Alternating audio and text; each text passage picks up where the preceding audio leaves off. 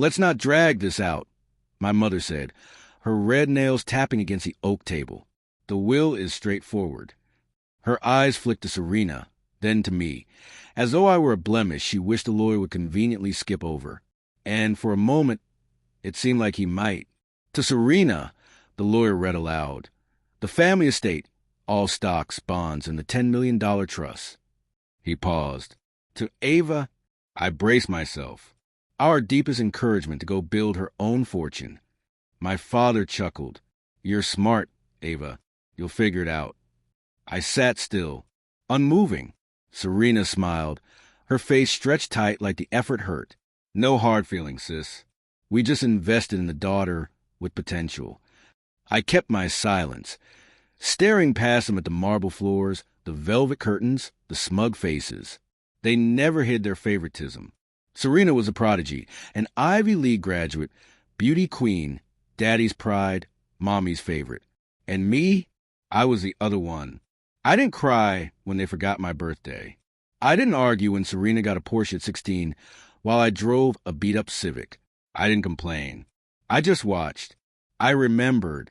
What they never realized was that while they polished their golden child, I spent every summer with Grandfather James, the family's black sheep, too blunt, too wealthy, too perceptive. He taught me chess at 8, business strategy by 12.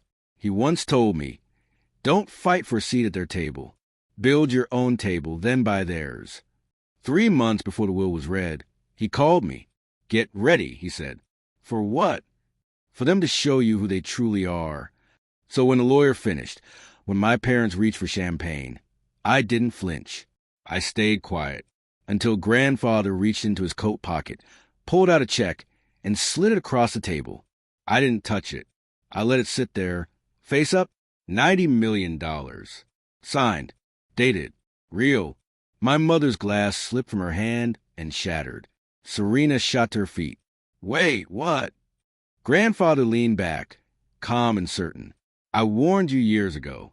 If you left Ava out, I'd deal with it myself." My father's voice cracked. "You said she needed to prove herself."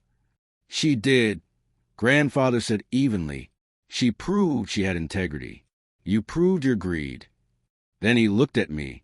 "The funds are already wired into the holding account we created. The check is just for show." Only then did I take it, fold it neatly, and slip it into my purse. My silence spoke louder than any words could. Serena followed me outside, her heels striking the driveway like gunfire. "You planned this," she hissed. I turned, calm. "No, he did. I just earned it. You're not better than me." I smiled. "No, I'm just not desperate." Then I got in my car and drove away. But I didn't vanish. Not at all. I invested, quietly, strategically, first in the law firm that managed the estate, then in the private school board Serena wanted to join, then in the boutique hedge fund where my father once held influence. I didn't buy revenge. I bought leverage. Within a year, they started feeling it. Doors that once opened freely slammed shut. Calls went unanswered. Their reputations faded, not through scandal, but through irrelevance. One day, my father showed up at my office. His hair gray, his eyes hollow. He didn't ask for money. He asked for advice. I listened. Then I asked him, "What would you tell me if the roles were reversed?" He swallowed, unable to answer, and left without a word. I never wanted to humiliate them. That would have been too easy. What I wanted was for them to feel it. The weight of underestimating me, of wagering against someone simply because she didn't flaunt her strength. People think power is loud. It isn't. Power is quiet, precise, relentless when needed. It's sitting in a lawyer's office while your family writes you off and refusing to react. It's holding the check everyone else wanted and never flashing around. It's watching them crumble while you rise without making a sound.